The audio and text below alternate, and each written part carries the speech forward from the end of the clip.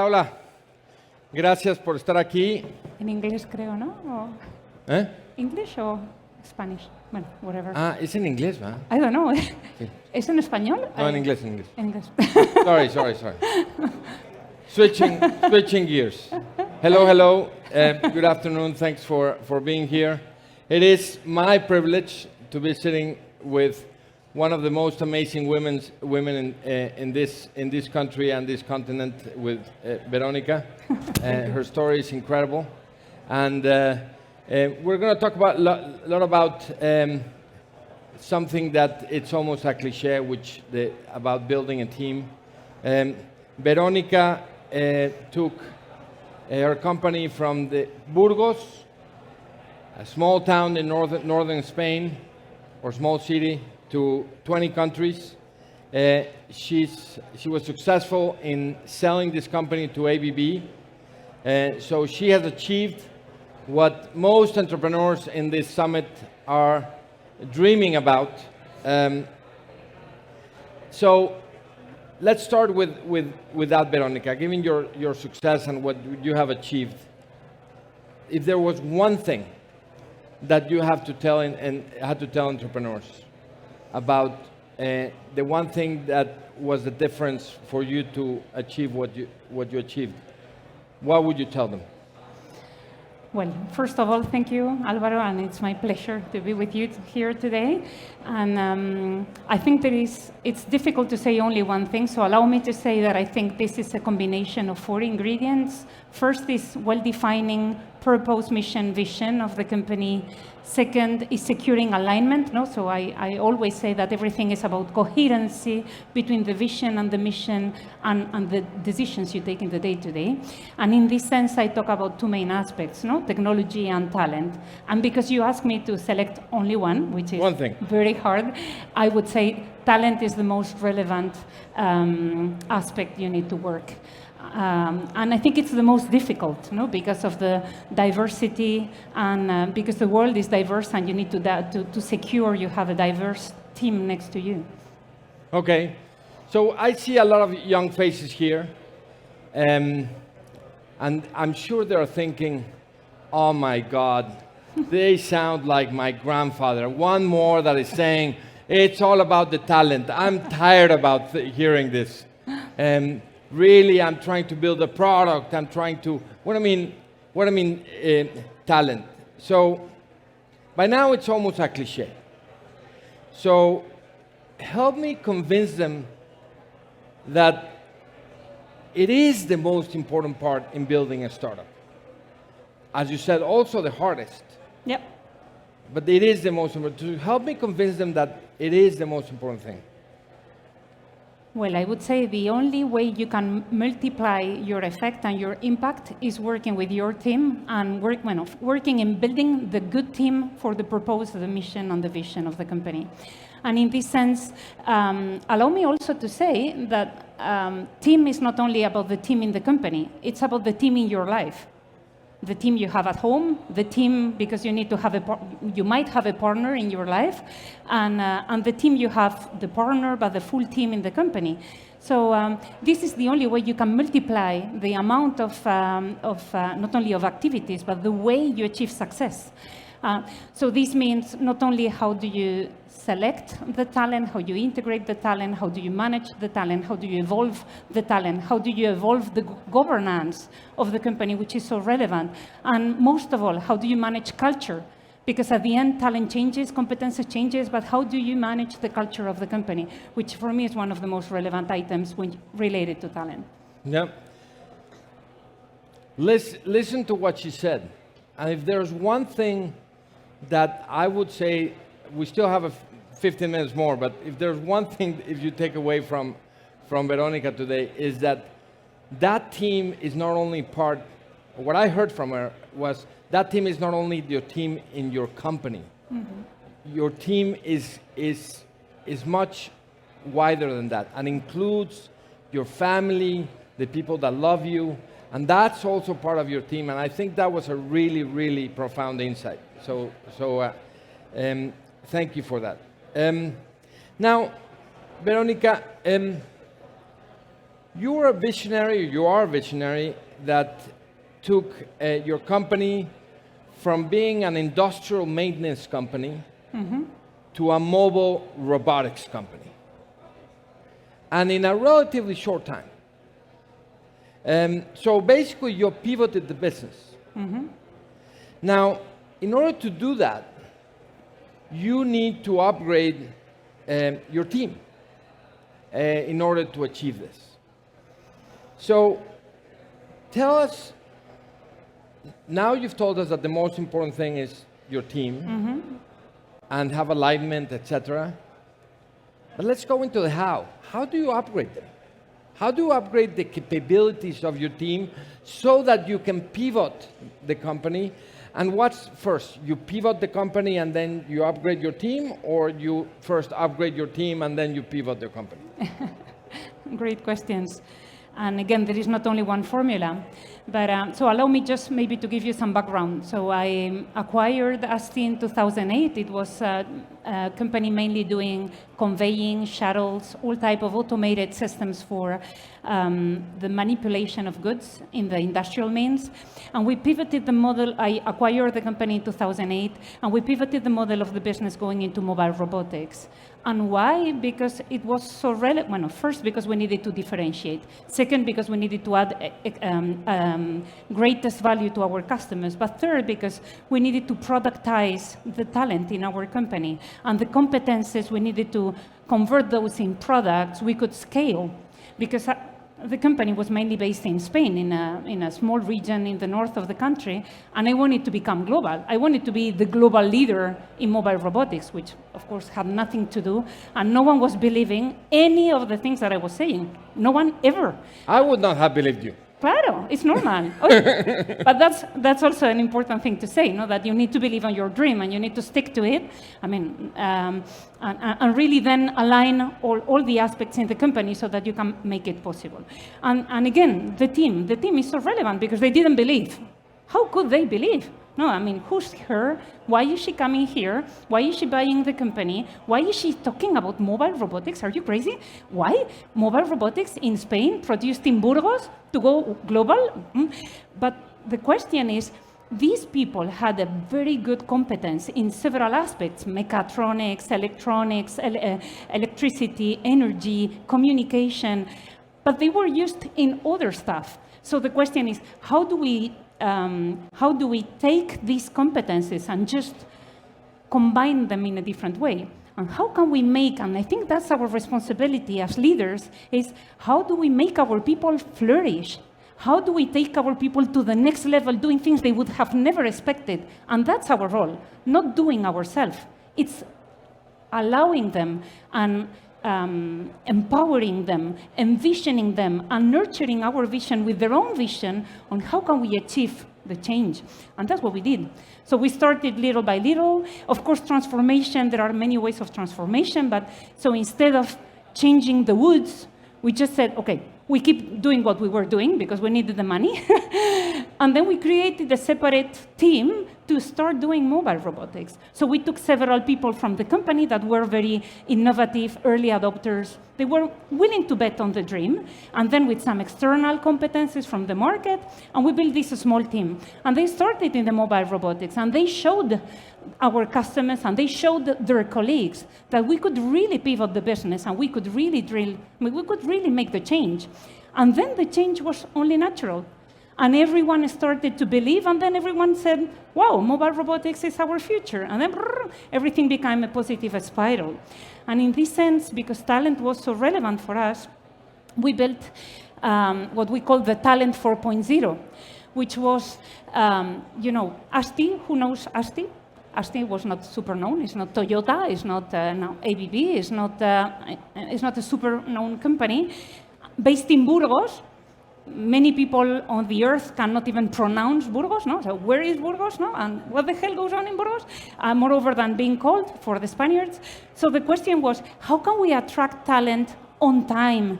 Because we were growing so fast, no? In every business plan, we were multiplying per 3, per 5. So how can we attract people and how can we integrate people, knowing that in Spain, it's not so common to have robotics competences? So we built this Talent 4.0 program. We had, again, and I encourage you to do these crazy things that no one believes you can do, but you do, which is we took the La Mochila, the backpack, we went to Sweden, to Germany, to France, to different countries, and we got alliances with universities. Because maybe in Spain, Burgos is not attractive, but for a Swedish, going to Spain and spending a couple of years is super attractive. Great food, great wine, a little better weather compared to Burgos. So the question was that we started making a lot of partnerships with universities, taking people from very many different places, and then they were going through training programs, and we were keeping 50 to 60% of these people in the company. And this was a great way to have talent in an early stage that we could really train into what we really needed. They were super flexible. They were thankful because of the opportunity. And then we were keeping 50 to 60%, and the other part was going to our customers. Great, because they could be our customers of tomorrow. So those are only examples of how we were working with talent, no? So that we could convert this barrier into an opportunity. No, that's fascinating. I have to ask you this. Yeah. So you said, and as I said earlier, one of the big learnings here is that your team is more than just in your company. Yeah. So did your team outside of your company, meaning your family and friends, also believe? Did they believe you in when you had this big vision? No, not at all. No. So you not only have to go and convince your immediate team in the company, but all the others around you. Of course. I mean, I think that's why you need to have good partners around you. And I think you need to understand, we all need to be very strategic in how do we define, I mean, friends are friends and family is family and you love them. But I think it's very relevant that you select correctly who are your partners in life, because they are the ones to support you even when you say very crazy things. To say, okay, I mean, you say it, I don't understand, I don't believe, but if you say it, I will support. And that's a relevant part of the journey too. And then allow me also to say, because I see a lot of women here in the stage and also men, that if you allow me to go in something that goes beyond the purpose of this table, but is that having family is just absolutely amazing. We have 4 kids.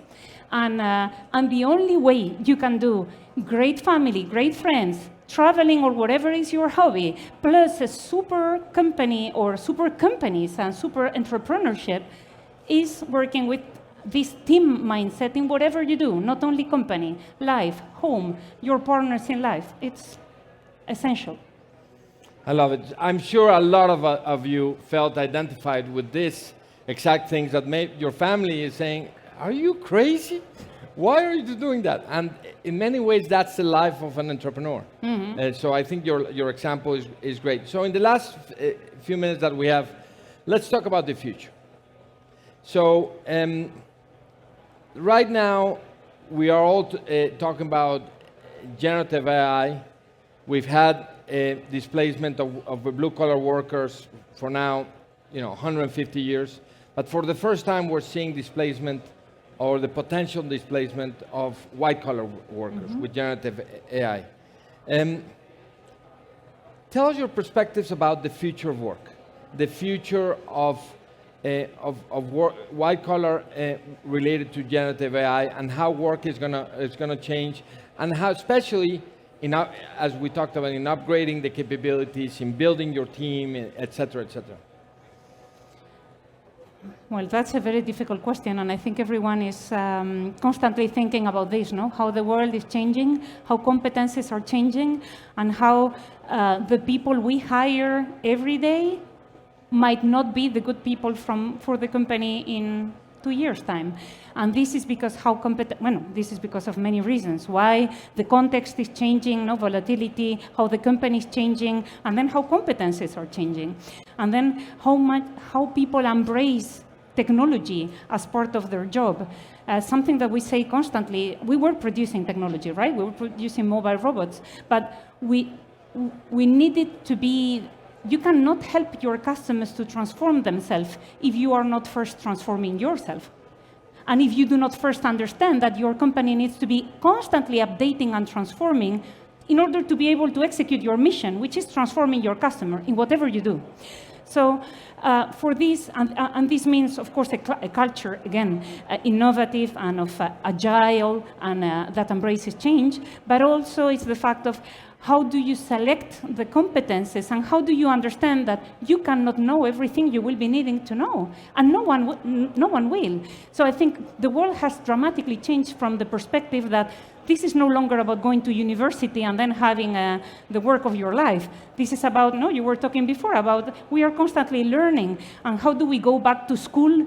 And school is everything now, no, it's digital school. But how do we constantly build the new competences that we need to be advancing before the problem occurs? Otherwise, we are no longer valid, and we can no longer lead the change. And we find that our customers know much more about our business than ourselves. That's something that we cannot allow, no? So this is why, no, this future of work is so essential. How do we work with university? How do we, again, when we talked about this Talento 4.0, no, this platform, we build a non-profit, and this non-profit is working with very small kids, starting from 3 years, then programs for 9 years, 13 years, and on, because we want to secure that our kids understand that the future is technology, whether you're building technology, maintaining technology, or using technology. Technology is not an option. So the question is, how do we put this essence into our kids? And that's why we generated the non-profit, no? La Fundación ASTI, that has 12 sites and that helps so many children, no? 5,000 girls per year, thousands of girls and boys, specifically in the robotics programs, because we know that we need to prepare them for the future, and we know we need to prepare our people in the company and ourselves as leaders to be constantly building the competencies of the future and being able to work with the new competencies of the future, because we cannot be experts in everything. Now that's really fascinating. So you said something which I found it was quite insightful, which is you first need to transform yourself. Mm-hmm. How do you do that? Oof. Being super humble. Being super humble. Wherever you are, in whatever stage you are in your company, I think you need to always know that first, fish is only know water, and you can become a fish so easy, no? Because suddenly you think you know everything, but you only know what you know, and you don't know what you don't know. So you need to be so humble in interviewing yourself with other people, with other sectors, with other businesses, seeing how can you discover new alternatives for the business model, for the channel to market, technology-wise. I think being humble is the essence, because you need to know that there are so many more things you don't know than the ones that you know. So that's for me the essence of everything, no? And for us, in our culture, it was one of the top values, being humble, because you know that you don't know. And you are doing things that you don't know how you will solve them, but you will only solve them. No, it's just a matter of time and having the good team and having the good alignment. I'm sorry, I'm going to push you on this. So all the entrepreneurs here dream, I'm sure a lot of them are successful, and others dream to be successful. How do you stay humble being successful? You need to cultivate it. For example, allow me to do this publicity advertisement for a moment, but I am also vice president of Endeavor in Spain. Why do I love Endeavor? For those that I'm for sure you know, which is this community of scale-up companies, because you are with people that is much more crazy than you are. And you need to be with people that is much more crazy, that have a much greater ambition, because then you discover, wow, I would have never expected, I would have never solved this problem in such a way. So you need to be constantly challenging yourself. And you need to build in your governance, that's also super important, independent board members or independent companions of your company that are constantly challenging you, so you go beyond your limits. And I think that's so powerful. Does your greater team, friends, family, play an important role in you staying humble? Yes, completely. Completely. So that's why... For my kids, I'm only mom. And they don't care about the rest. So moms need to be humble. Otherwise, you become crazy. Well, this was at least a huge learning for me. I really, really thank you. You know, it's about the team, and the team is greater than just your company. It's about choosing your partners that will help you stay humble and will stay with you in all the crazy things that you want to do. Competences are changing, and the first one that needs to change for that is yourself. And the fish do not know they're in the water, so always be careful with that. Please join me in thanking Veronica. This was incredible.